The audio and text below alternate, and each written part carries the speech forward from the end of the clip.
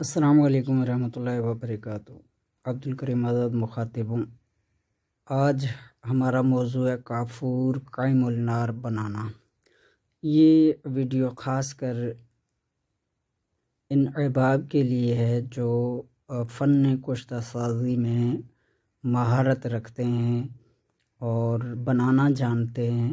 इन लोगों के लिए ख़ास तौर पे ये ऐसे लोगों के लिए है जो फ़न कुश्ता साज़ी में अबूर रखते हैं या कम अज़ कम इनका इस पर तजुर्बा है। इन लोगों के लिए ख़ास तौर पे ये पोस्ट वीडियो बनाकर हम शेयर कर रहे हैं। तो ये काफूर है कायमुल नार।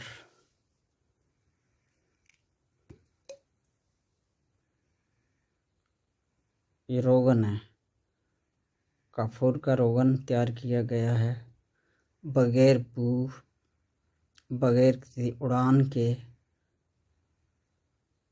ये इज्ज़ा को अरवाह को जारी भी करता है और मुशम्मे कुश्ता शगुफ्ता भी बनाता है। ये इस तरह का ये रोगन काफूर है, यानी कि बग़ैर बू के, इसमें किसी किस्म की बू वगैरह नहीं है और उड़ान वगैरह भी इसमें मौजूद नहीं है। तो ये कलर है, सुर्ख कलर का ये काफूर तैयार होता है। और ये नीला काफूर के तेल से कुश्ता नीला को तेल किया गया है, यानी कि नीला थूथा को तेल किया गया। दूतिया भी कहते हैं, थोथा भी कहते हैं। तो इसको तेल किया गया है।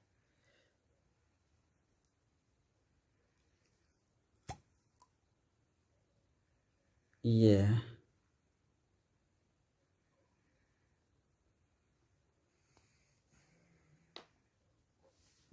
ये मुरक्कब तेल है। इसमें रस कपूर, दार चिकना, इस तरह की सारी धातें यानी कि इसके अंदर हमने रोगन की हुई हैं।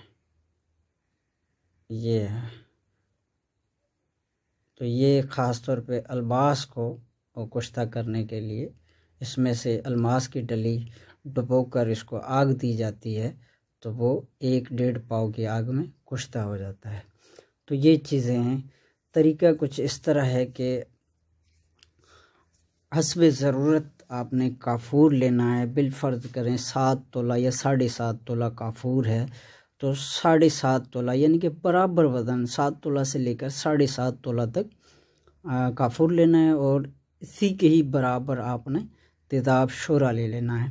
इस तरह की एक आतशी बोतल 1000 ml वाली बड़ी बोतल वो आपने लेनी है। इसके अंदर आपने तेज़ाब शोरा डाल देना है। तेज़ाब शोरा डालकर फिर आपने काफूर को बारीक कर लेना है। बारीक करके वो थोड़ा थोड़ा यानी कि चुटकी चुटकी एक रत्ती भर इसके अंदर तेज़ाब में शामिल करते रहें। इस तरह सारा काफूर जो होगा वो तेज़ाब में शामिल कर लेना है। तेज़ाब में शामिल करने के बाद क्या करना है, इसको रात भर के लिए आपने रख देना है। रात भर इसको रख के छोड़ दें। सुबह इसको रेत जंतर पे पकाना है। तो पकाने का जो तरीका है वो कुछ इस तरह है कि दही का पानी ले लेना है। अमूमन दही की शाप पे जो ट्रप के अंदर, थाल के अंदर जो दही लगा होता है जिस बर्तन के अंदर, उस बर्तन के अंदर जब दही किसी गाहक को दिया जाता है तो उस दही के अंदर से एक हल्का सब्ज़ कलर का यानी कि हल्का सब्ज़ी माइल उसमें पानी निकलता है। वो पानी आपने 2.5 लीटर जमा कर लेना है, उसको फ़िल्टर करके महफूज कर लेना है। अब इस दही के पानी में से 100 ml पानी लेकर दही वाला वो आपने इस बोतल शोरे वाली और काफूर वाली बोतल, आतशी बोतल है, इसके अंदर डालकर इसको हल्की 0 की आग पर रेत जंतर पकाना है। आग इतनी हो कि उबलने ना पाए, यानी कि हल्का हल्का गर्म होता रहे बस। उबाल जोश वगैरह ना आता हो।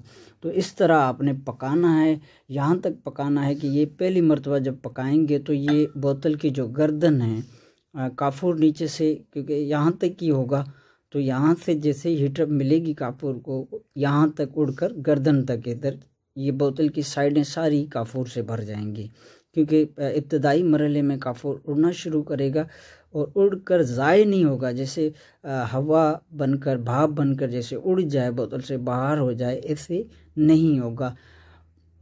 और कुछ मिकदार अगर जाती भी है तो इतनी ज़्यादा नहीं जाती, ज़्यादा से ज़्यादा आपको इस पूरे प्रोसीजर में आपका आधा तोला यानी कि 5 ग्राम से ज़्यादा काफूर उड़ेगा नहीं। तो बाकी जितना भी काफूर होगा इन साइडों के ऊपर चिपक जाएगा। तो इन साइडों से आपने एक शीशे की राड बाज़ार से मिलती है, वो राड लेकर उससे अंदर से ऐसे बोतल के अंदर डालकर इसको राड से जो काफूर लगा होगा उसको नीचे उतार देना है और फिर ये नीचे चला जाएगा इसी बोतल के अंदर, फिर तेज़ाब में शामिल हो जाएगा। जो ही पानी दही वाला पानी 100 ml कम होने लगे तो ऊपर आपने क्या करना है, मज़ीद इस तरह का बीकर हो आपके पास, छोटा हो चाहे बड़ा हो, इस तरह छोटा भी बीकर हो, तो उसमें आपने 100 ml या उससे भी ज़्यादा आपने गरम करके रखना है पानी। दही वाला पानी जो होगा उसको गरम करके, नीम गरम होना चाहिए पानी। जब नीम गरम पानी हो तो वो पानी इसमें से बोतल में जब पानी दही का कम हो जाए तो आपने इस बोतल के अंदर मज़ीद दही का पानी शामिल करके पकाते रहना है। तो इस तरह करके 2.5 लीटर दही का पानी आपने इसमें जज़ब करना है। तो ये 100 ml का पानी जो है जब दूसरी से तीसरी मर्तबा हम इस काफूर में शामिल करेंगे तो तीसरी मर्तबा के बाद काफूर जो है यहाँ जो उड़कर इन साइडों पे आकर चिपकता है, ये साइडों पे आना बंद हो जाएगा, नीचे ही बैठकर तय नशीन हो जाएगा, फिर ये ऊपर नहीं उड़ेगा। तो इस तरह आपने यहाँ पे पका लेना है। इसके बाद आपने नहरी पानी ले लेना है 1.5 लीटर, यानी कि नहर का पानी हो वो 1.5 लीटर ले लेना है। उससे भी अव्वल आपने गरम कर लेना है, नीम गरम पानी किया हुआ 250 ml पानी लेकर वो आपने इसमें बोतल में शामिल कर लेना है काफूर वाली में। तो अब इस तरह यहाँ पे पहले अमल में जब पकाएंगे तो ये पूरा जो काफूर होगा यहाँ पे खुल कर तेल हो जाएगा, सुर्ख कलर में रोगन हो जाएगा, तेल से मुराद रोगन हो जाएगा। तो इस तरह करके 250 ml पानी आपने, ये 1.5 लीटर जो पानी होगा नहरी, ये 250 ml करके आपने इसी काफूर वाली बोतल में जज़ब कराकर उड़ा देना है। तो यहाँ पे ये आपका काफूर कायमुल नार हो जाएगा, जिसमें किसी किस्म की बू नहीं होगी, रोगन होगा, आग पर आग नहीं पकड़ेगा। और इसमें एक और बात जो वाज़े करना चाहूँगा कि जब हम पहला या दूसरा पहला अमल शुरू करते हैं तो ये बोतल जब हम आग पर पकाते हैं तो इसमें डग डग की आवाज़ें, जैसे डग डग की आवाज़ें आना शुरू होती है, तो नया बंदा अगर करेगा तो वो पहले डर जाएगा कि पता नहीं किस तरह की इसमें आवाज़ें आना शुरू हो गई हैं। तो ये 3-4 अमल तक मुसलसल ये डग डग की आवाज़ें आती रहेंगी, इससे डरना या खौफ करने की ज़रूरत नहीं है, ये इसमें होता रहेगा। तो इस तरह आप इसमें से काफूर पकाकर फिर कोई भी चीज़ जो आपकी संड चीज़ हो या संड कुश्ता हो, तो वो किसी भी धात चाहे उपधात के कुश्ता यानी कि भस्म को अगर आप जारी गवासी करना चाहते हैं तो आपको एक इस तरह का प्याला नुमा बर्तन चाहिए होगा। तो ये अमूमन तशविया कहलाता है इस तरह का अमल।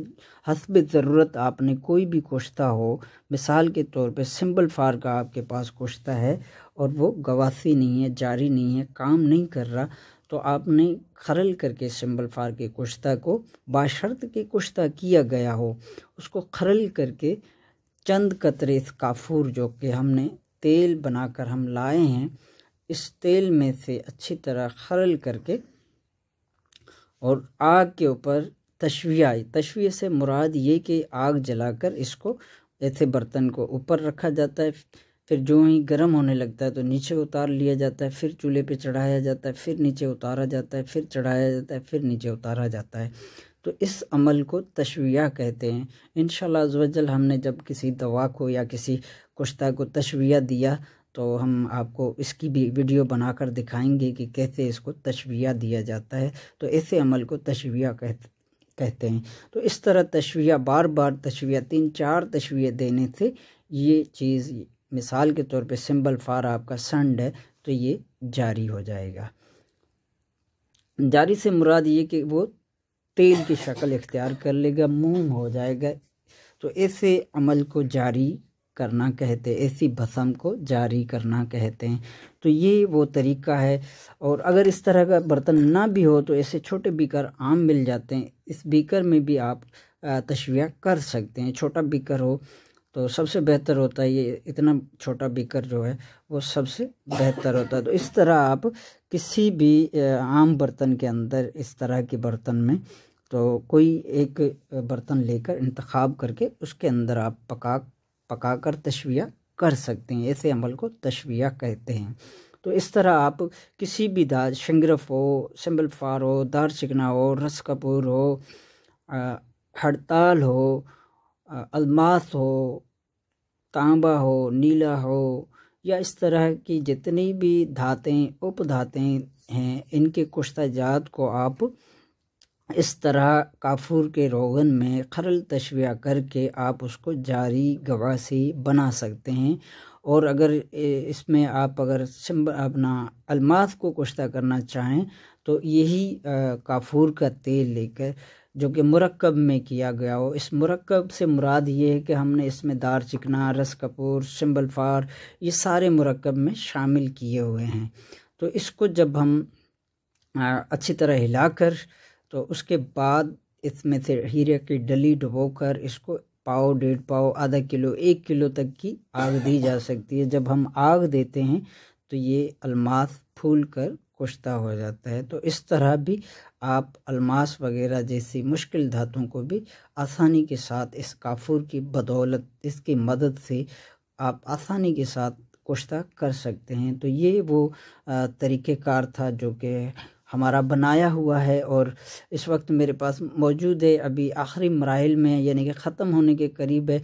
जैसे ही ये ख़त्म होता है तो इंशाल्लाह अज़्ज़ व जल हम आप दोस्तों को, भाइयों को बिल्कुल ये मुकम्मल तरीका, जब हम ये ख़त्म होने पर दूसरा बनाएंगे, जब हमारे पास ये ख़त्म हो जाएगा, तो क्योंकि हमें इसकी ज़रूरत पड़ती रहती है, तो जब हमारे पास ये ख़त्म हो जाएगा तो हम जब नया बनाएंगे तो इंशाल्लाह अज़्ज़ व जल बिल्कुल प्रैक्टिकल करके भी आपको दिखाएंगे। आपकी दुआओं का तालिब, अब्दुल करीम आज़ाद।